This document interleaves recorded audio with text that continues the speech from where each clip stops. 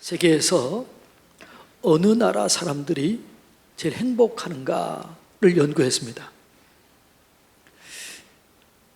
그런데 생각하는 것과는 달리 부유하고 풍요로운 나라 사람들이 행복하다고 말하지 않고 오히려 저 세계에서 가장 못 사는 나라 첫 번째, 두 번째 드는 나라들 사람들이 행복지수가 높더라는 거예요. 왜 그랬을까? 그들은 풍부하지도 않고 풍요로우지도 않고 그렇게 가난한데 왜 그랬을까? 이렇게 결론을 냅니다. 그들은 작은 것에도 감사할 수 있었기 때문이다. 그들은 깨끗한 물 한 모금 먹어도 감사해요.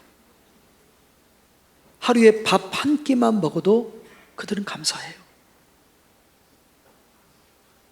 빵 한 조각만 먹어도 그들은 감사할 수 있는 거예요.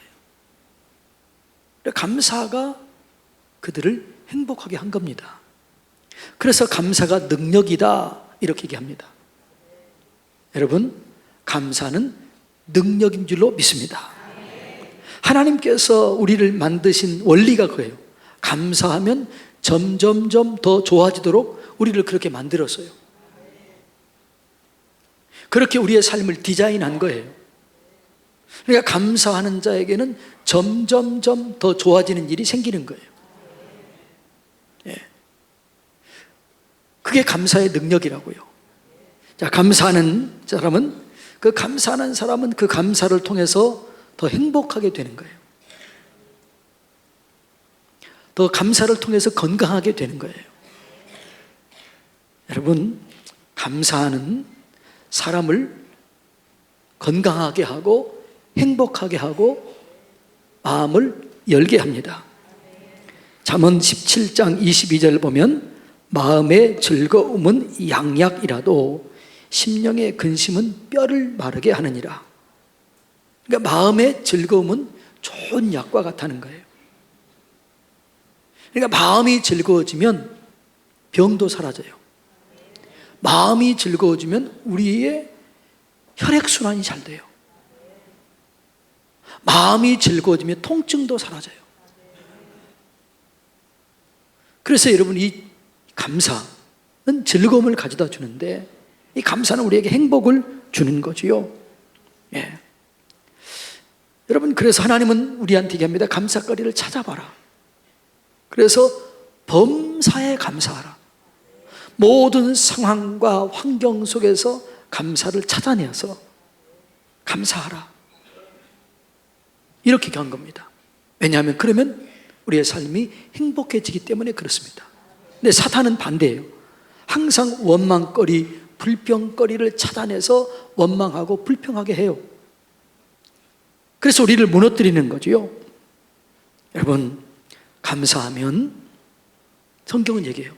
합력해서 선을 이루게 되고 화가 변해서 복이 되기 때문에 감사하는 자는 늘 행복을 누리게 되는 거예요.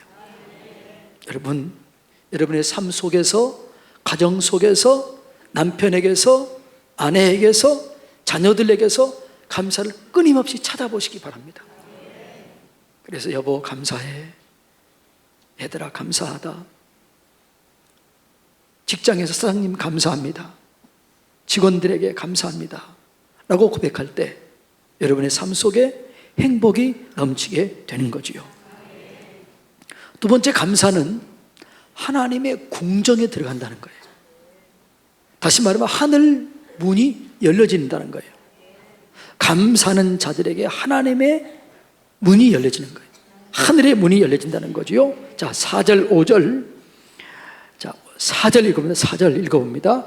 감사함으로 그의 문에 들어가며 찬송함으로 그의 궁정에 들어가 그에게 감사하며 그의 이름을 송축할지어다. 감사하면 하늘 문이 열려지고 감사하면 하늘의 궁정이 열려지기 때문에 여호와께 감사하라, 그 이름을 송축하라 이렇게 얘기합니다.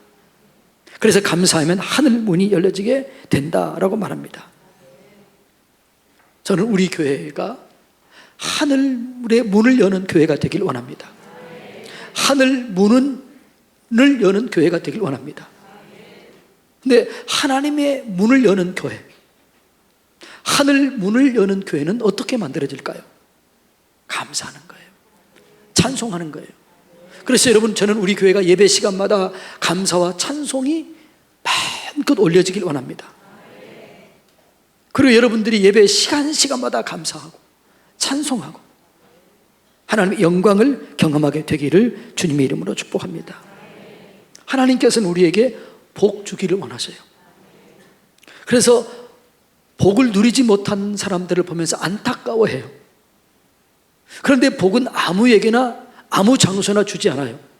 하나님께서 복을 주시는 장소가 있는데, 복을 주는 조건이 있는데, 그게 뭐냐 그러면 감사하는 자리, 찬송하는 자리, 하나님께 영광 돌리는 자리, 거기에 하나님의 은혜가 임하게 될 줄로 믿습니다. 그러니까 하나님의 영광은 감사하는 자리, 찬송하는 자리에 임하는 거예요. 그래서 이스라엘의 하나님은 찬송 중에 거하신다라고 말해요. 여러분, 성경에 보면은 이 감사할 때 기적이 일어나는 일들이 참 많습니다. 예를 들어서 다니엘서 6장에 보면 다니엘을 얽어매기 위해서 사람들이 괴계를 꾸밉니다. 왜냐하면 다니엘은 바벨론 사람이 아니었고 바벨론이 포로로 잡아온 사람이었습니다. 그런데 이 바벨론에 잡아온 다니엘이 다른 사람들보다 지혜가 10배나 더 지혜로운 거예요. 그러니까 그 바벨론에 있는, 거기에 있는 그 수많은 학자들이 당해내지를 못해요. 그래서 왕이 다니엘을 127도를 다스리는 총리가 3명이 있었는데 그 총리 중에서 수석 총리로 세웁니다. 그러니까 수석 총리로, 왕 다음이에요. 그러니까 바벨론 사람들이 이게 불편한 거예요. 그래서 다니엘을 제거하기 위해서 작전을 짭니다. 다니엘이 잘못한 부분을 찾아봤더니 한 개도 잘못한 부분을 찾아볼 수가 없는 거예요. 그런데 다니엘이 한 가지 꼬투리를 잡을 수 있는 게 있는데, 그게 뭐냐 그러면 옛날 왕은 신처럼 생겼습니다. 그런데 다니엘이 바벨론 왕에게 절하지 않고 여호와라고 하는 하나님께 하루에 3번씩 문을 열고 기도하며 예배를 드리는 거예요. 그걸 꼬투리를 잡아서 왕에게 얘기합니다. 왕이여, 이 나라의 왕은 한 명뿐이고 천상천하의 왕이 1인자인데 왕 외에 다른 신에게, 다른 존재에게 절할 수 있을 수 없습니다. 그런 사람이 있다면 그런 사람을 사자굴 속에 집어넣어서 본때를 보여줘야 됩니다. 왕이 가만히 들어보니까 그거 괜찮은 것 같아요. 그래서 조서를 쓰고 어인을 찍습니다. 도장을 찍습니다. 그런데 나중에 알고 봤더니 다니엘을 제거하기 위한 음모라는 걸 알아요. 그리고 이 조서가 다니엘의 집에 배달됩니다. 근데 성경에 보면 어떻게 해요? 다니엘이 그 조서에 어인이 찍은 걸 알아요. 어인이 찍은 거 변개할 수 없는 거예요. 누구든지 왕 외에 다른 신에게 절을 하거나 예배를 드리면 굶주린 사자굴 속에 들어가게 돼 있어요. 그런 줄 알아요. 다니엘도 그걸 알면서도 어떻게 해요?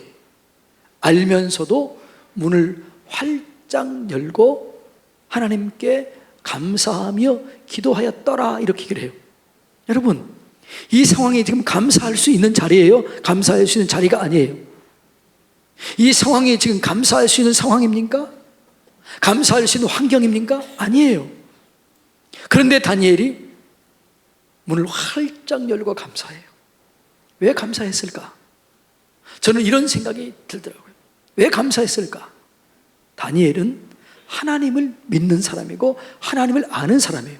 하나님이 이런 기회를 통해서 하나님의 살아계심을 나타내기를 원하시는구나. 하나님을 증거하시기를 원하시는구나. 하나님, 나를 통해서 영광 받으십시오. 이렇게 기도했던 것 같아요. 그리고 기도하다가 잡혀가서 진짜로 사자굴 속에 던져지게 됩니다. 그걸 나중에 왕이 알고 사자굴 앞에서 기도합니다. 다니엘의 하나님, 다니엘을 지켜주십시오. 다니엘을 보호해 주십시오. 그렇게 기도하는데 굶주린 사자굴 속에 들어갔는데 사자가 보지를 못했는지 냄새를 못 맡았는지 그냥 있는 거예요. 그 다음날 왕이 들어가서 다니엘아 살아있느냐? 네, 살아있습니다. 다니엘을 끄집어내요. 그리고 다니엘을 제거하려고 했던 그 사람들을 그냥 그 사자굴 속에 집어넣자 떨어지기도 전에 사자들이 그 사람을 먹어치우면서 뼈를 으스러뜨렸다고 이렇게 얘기합니다. 여러분, 하나님은 감사하는 자리에 기적을 만들어내시는 줄로 믿습니다. 그래서 하나님은 감사와 찬송을 기뻐해요. 어려울수록 힘들수록 그 자리에서 감사하는 사람을 하나님이 기뻐해요. 얼마나 기뻐 받으시느냐? 자, 시편 69편 29절로 31절까지 먼저 읽습니다. 시작. 오직 나는 가난하고 슬프오니 하나님이여 주의 구원으로 나를 높이소서. 여기까지요. 하나님, 나는 지금 가난한데 슬픕니다. 이 말은 무슨 말이에요? 지금 가난한데 어떤 슬픈 일을 당했다는 거예요. 가난해서 슬픈 일을 당했는데 그러면 원망이 나오고 불평이 나와야 될 터인데 이 사람은 뭘 선택해요? 30절 봅니다. 자, 다 같이 읽습니다. 시작.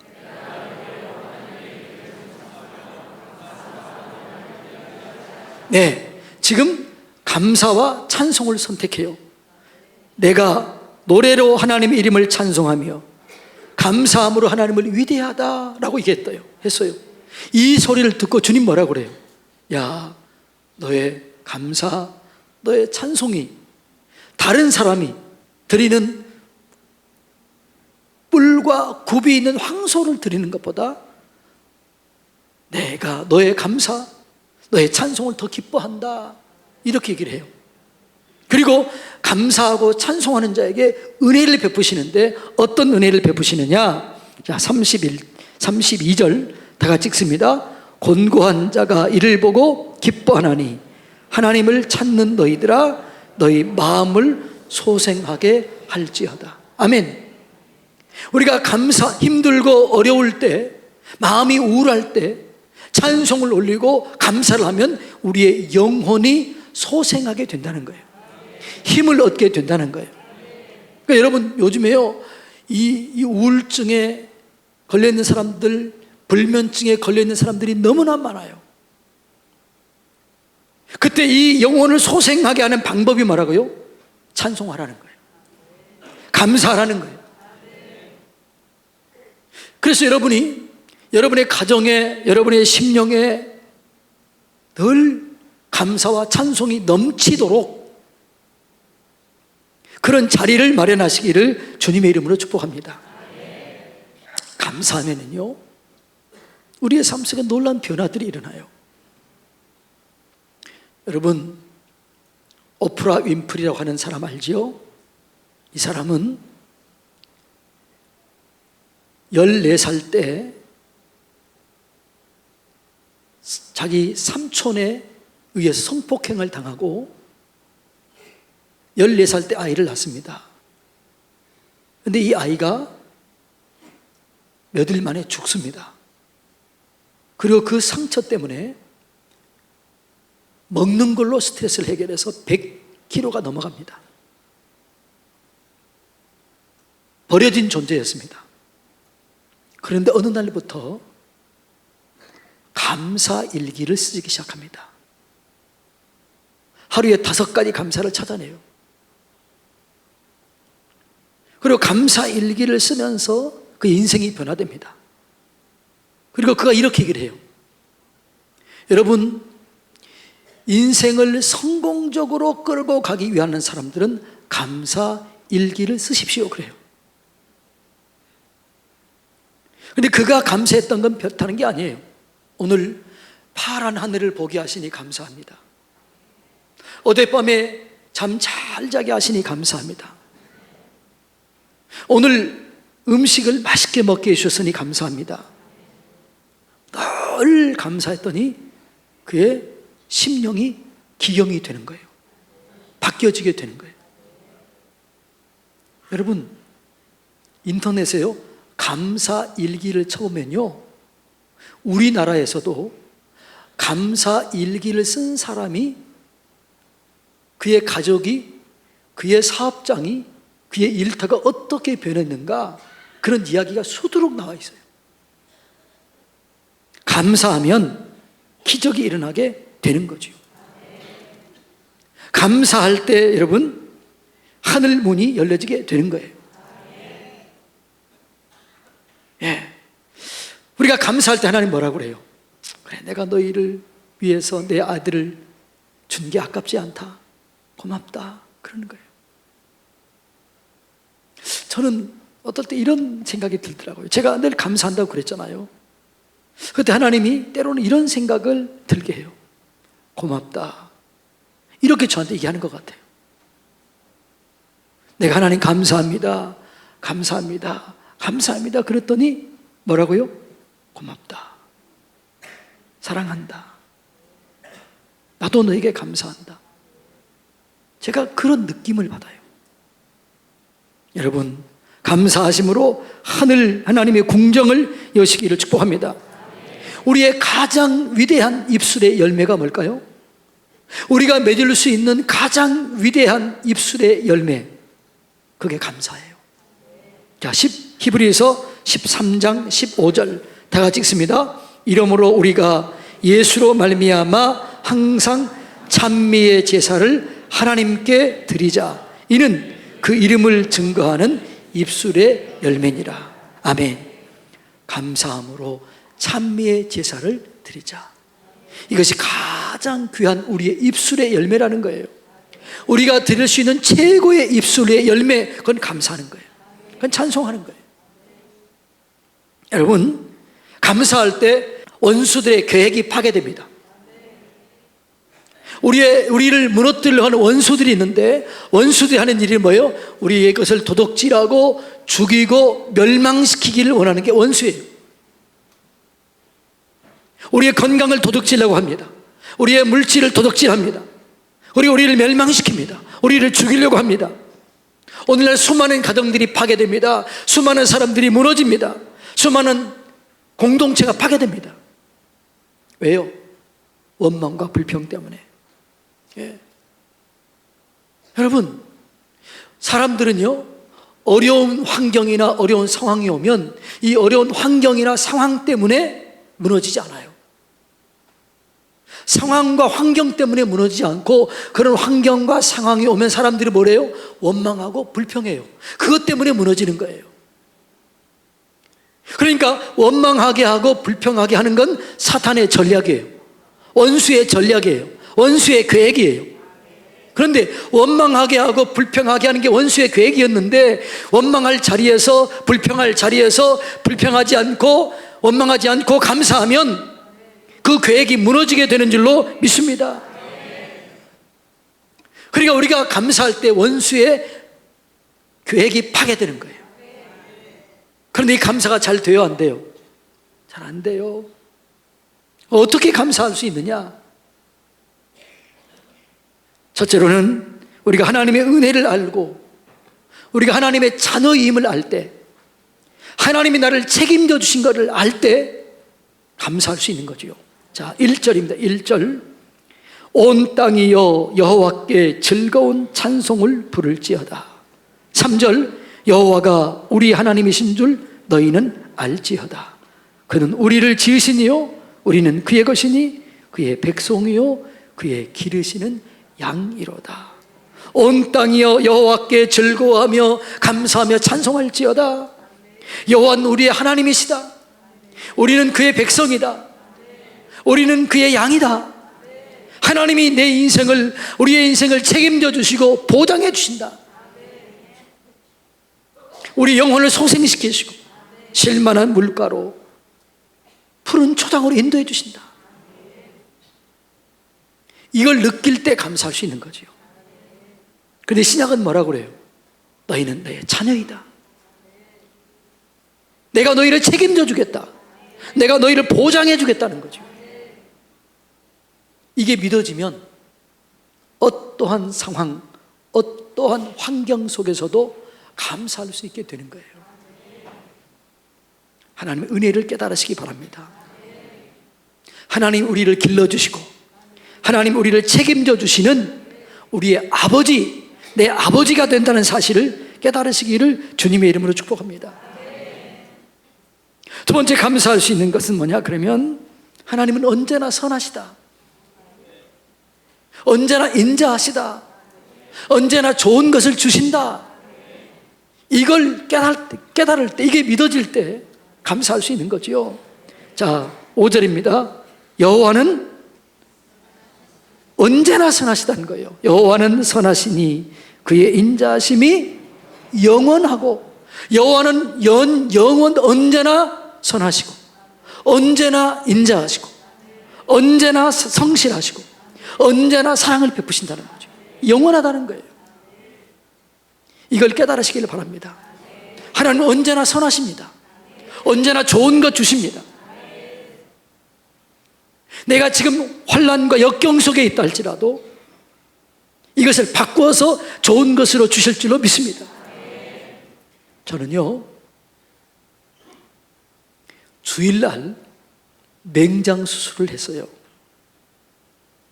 주일날 맹장 수술하는 건 좋은 일이에요, 나쁜 일이에요? 네? 그게 좋은 일인지 나쁜 일인지 모르세요? 별로 안 좋은 일이잖아요.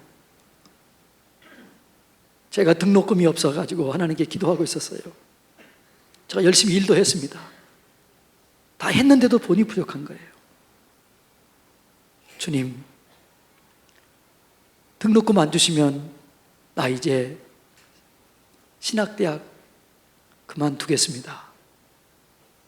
그 열심히 하고 있는데 주일날 맹장이 걸려가지고 맹장 수술한 거예요. 그런데 우리 형님들이 등록금은 안 줬지만 맹장 수술비는 줬습니다. 교회에서도 수술비를 도와줬습니다. 그래서 맹장 수술하는 거 돈이 남은 것이 딱 등록금이었습니다.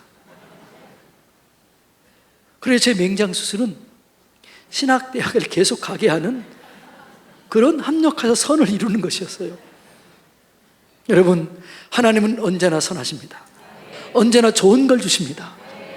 그러니까 여러분, 이 하나님이 믿어지면 늘 감사할 수 있어요. 사랑하는 성도님 여러분, 그러니까 감사는 상황이 문제가 아니에요. 조건이 문제가 아니에요. 믿음의 문제입니다. 여러분, 믿음으로 하나님께 감사하시기 바랍니다. 하나님은 언제나 선하시다. 언제나 인자하시다. 합력하여 선을 이루신다. 언제나 좋은 걸 주신다. 여러분이 지금 상황이 힘들고 어렵고 절망적이라 할지라도 하나님은 그래도 선하십니다. 합력하여 선을 이루십니다. 그래서 성경의 사람들은 이렇게 얘기합니다. 형제들아, 너희가 여러 가지 시험을 만나거든 온전히 기쁘게 여기라. 이는 너희 믿음의 시련이 인내를 만들어내는 줄 너희가 알미라. 인내를 온전히 이루라. 이는 너희로 온전하고 구비하여 조금도 부족함이 없게 하려 함이라.